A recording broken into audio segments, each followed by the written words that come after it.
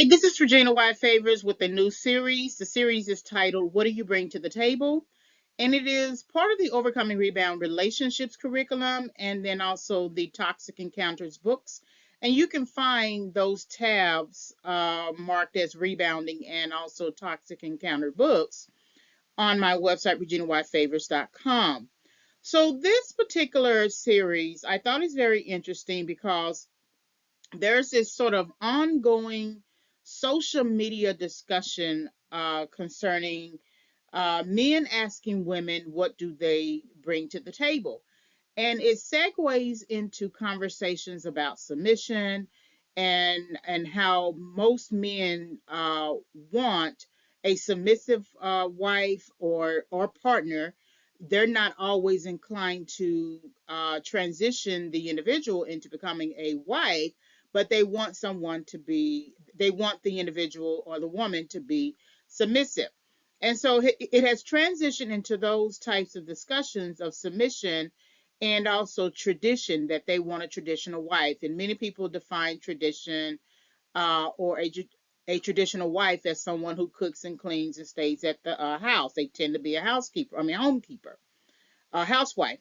But I noticed that there's an irony to the discussion about what do they bring to the table, because most men who ask that question tend to label themselves or categorize themselves as alpha men, and they still, when a woman responds with the fact that she makes a certain income or she works a certain job or she has education, the men will say, well, that's not important to alpha men, right? Or that's not important to men just in general. And the irony that I find very interesting is that these men want a traditional submissive wife, but they also want her to work. They don't want the 50s, 40s, 50s type of wives who stayed home where the man went out and he was the breadwinner. What they want is still the woman to work and still the woman to be able to tend to the home, tend to the husband in a very traditional way, not have any true independence or anything like that. But when a woman says, well, she makes a certain amount of money or she has education, they sort of mock and scorn and look down on that. So I've been thinking about this series for a good while and just kind of listening to discussions and being sort of turned off by those discussions, as well as wondering, I mean, do people really know what they want? The most important thing that people need to understand is that you are always 100% responsible for yourself. So that means you need to do all that you need to do to ensure that you establish you. Just because someone decides to get an education or make a lot of money doesn't mean that they think that person is better than you. That's what you're supposed to do as an adult. You're supposed to leave your parents' home, get a job, go to school, get your own apartment, get a house, get a car, pay bills. That's what you're supposed to do. And so this discussion about what do you bring to the table is something that I want to explore. I don't know if I'm going to turn it into a script or something, but I have created a workbook companion that I'm going to introduce you to in a few slides. So this is what do you bring to the table, and this is preparing your table for engagement. And your table for engagement depends on where you are in your development. If you are preparing your table for engagement, if you are in your 30s or your 40s, well, it is, you've likely already received your education or completed your education, and so now you are already establishing yourself. So now you are at a 30s mindset, or if you're in your 40s, you're at a 40s mindset. So how you perceive the world and how you engage with another person is going to be a lot different than the person who is in their 20s, right? So preparing your table means whatever it means in terms of the particular topics we're going to discuss, but also just your table in terms of your mindset. your mentality about relationships, about relationship building. You know, if you're the type of person who quits relationships after a certain time and you don't have a record of staying in a relationship longer than 6 months, that is your table. And so you're going to have to really address that part of your um, emotional development. So this is, what do you bring to the table? Preparing your table for engagement. So the curriculum is based upon the research I did for rebounding and rebound relationships. And that research you can find under the rebounding tab. And the rebound relationship research focuses on understanding the table. So this is the table that we're at as two partners. One of the partners is a rebound, and the other partner is a member of a core relationship. And so when you are engaging in relationships, especially romantically, and you don't know that the partner is already engaged with someone else, and that can be as in marriage, or it can be just in a long-term relationship, it's time to really think about what's going on with the table that you're sitting at. So that's understanding the table. And then the Toxic Encounters books um, do derive from that research. And so I go over that at the end of the presentation here. But it's Overcoming Rebound Relationships curriculum, and it is when you need to leave the table. So the three books, three titles under the series, the Bait, Hook, and Switch series, focus on rebound relationships, why people pursue them, focuses on also adult attachment, and then encourages the reader to go no contact. So this is the curriculum in addition to the workbook companion. So here's the workbook companion. What do you bring to the table? This is the series, and then this is taking many of the ideas that I have in this presentation and putting it into book form. So it's about 130 pages, and it is available on Amazon.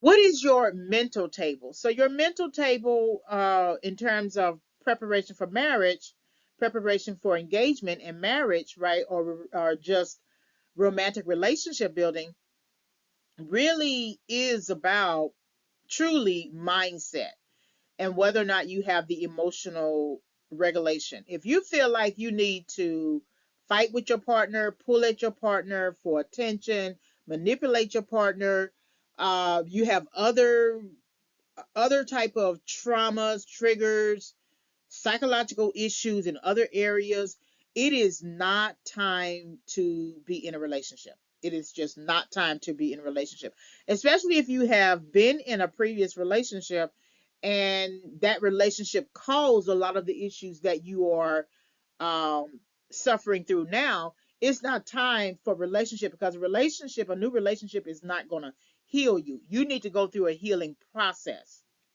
yourself. Your mental could also extend to your mentality about relationships. We live in 2023. Women work. That's it. Women work. Women work inside the home. They work outside the home. They have businesses. They can be independent. They can buy their own homes. They are no longer the property of men. And that's not to make a feminist argument, because I am not a feminist. But it's hard for men in particular to understand that women work. But certain men tend to be of a mentality that women should stay at home, they should not have to work, but they still want the woman to contribute in some kind of way.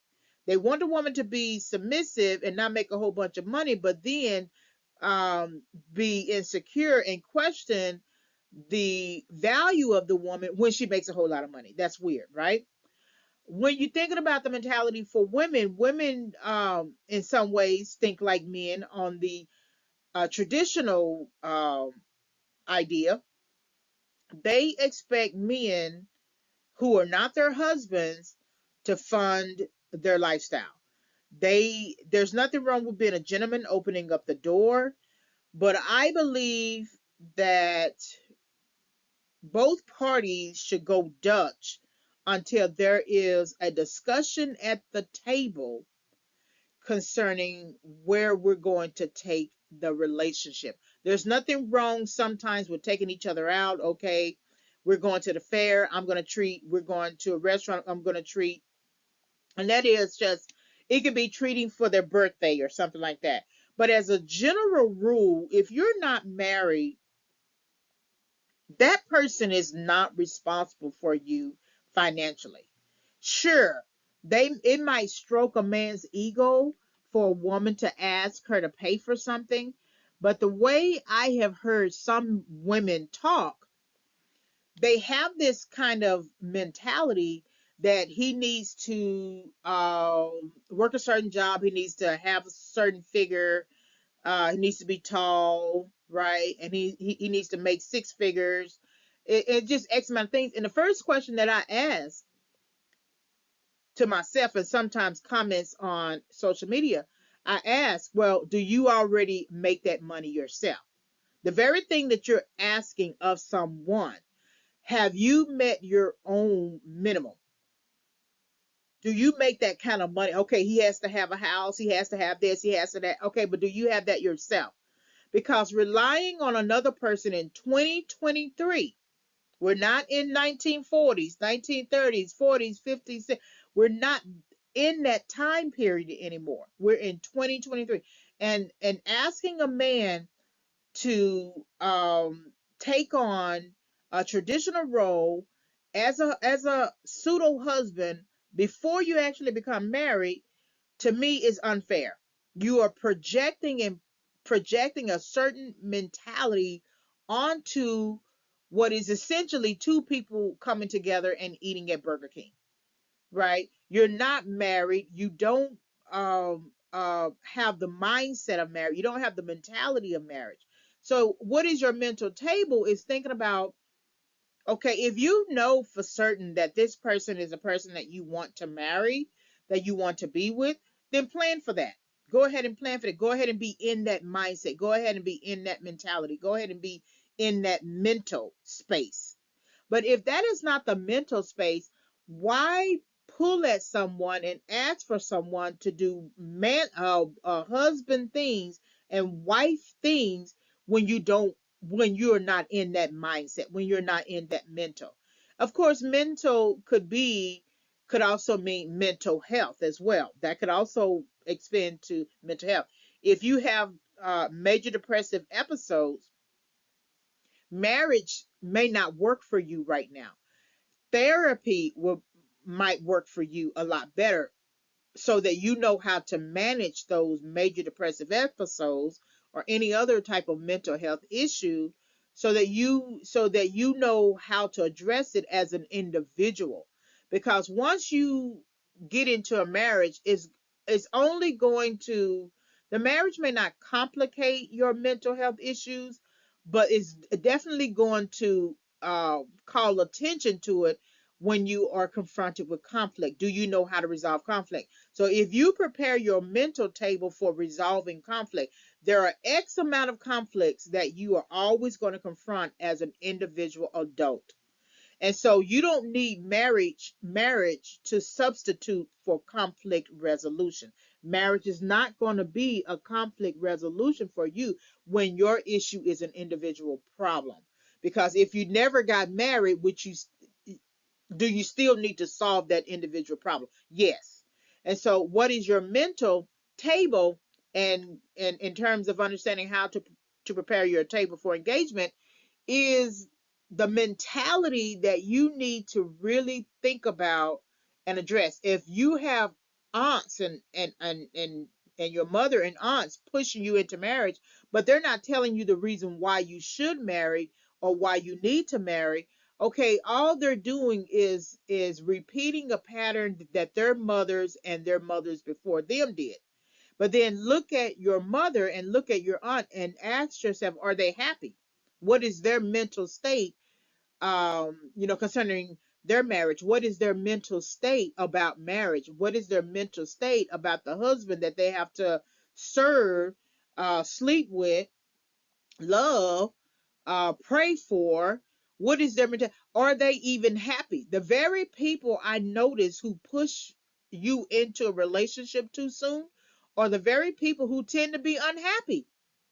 But on the other side of this, I know that there was this one person, she would push a lot of people into relationships, including myself, but all of those other relationships, they never made it. They never made it. Those folks are divorced. She's the only one who has been married to her partner happily for many, many years. And I thought that is so weird, right? So people, you have to compare your mentality with that other person's mentality, but your mentality should be the one that takes priority. No one outside of you should push you into anything. Really, the end of the day, it is you pushing you into something. No one makes you do anything unless someone kidnaps you, holds a gun to your head, forces you into something illegal or something like that by shooting you, or um, threatening to shoot you. You still exercise your free will, even if the person is threatening to shoot you and you decide to do it. That's still you exercising your free will. So your mentality, your mental table always goes back to your decisions, your free will decisions, your your decision to change or not change, your decision to continue to stay in a certain mindset about a particular issue or to change your mindset about that particular issue. You can be on a hamster's wheel and don't even know it. You can be walking in the wilderness of a particular issue and not even know it. So, what is your mental table? So, these are the Toxic Encounter books that I mentioned earlier. This is Toxic Encounters: Why People Pursue Rebound Relationships, Part 1. Then Toxic Encounters: Adult Attachment and the Problem with Rebounding, Part 2. And then Toxic Encounters: Why You Should Go No Contact Post Rebounding, Part 3. So, this is part of the Overcoming Rebound Relationship curriculum. And these were the three initial books in terms of research, where I go over um, rebound relationships, how it relates to adult attachment, and that's why we tend to stay in those types of relationships because we become attached. It's usually an insecure attachment, and you can chart the insecure attachment from your childhood to your adulthood. Then, of course, going no contact. Visit, subscribe, and follow. So this is the standard logo for the Regina White Favors website. And so you can also visit me on Facebook, Arthur Regina White Favors, YouTube, Regina White Favors channel, and then our Amazon Arthur page, amazon.com /Arthur Regina White Favors. Thank you very much for listening.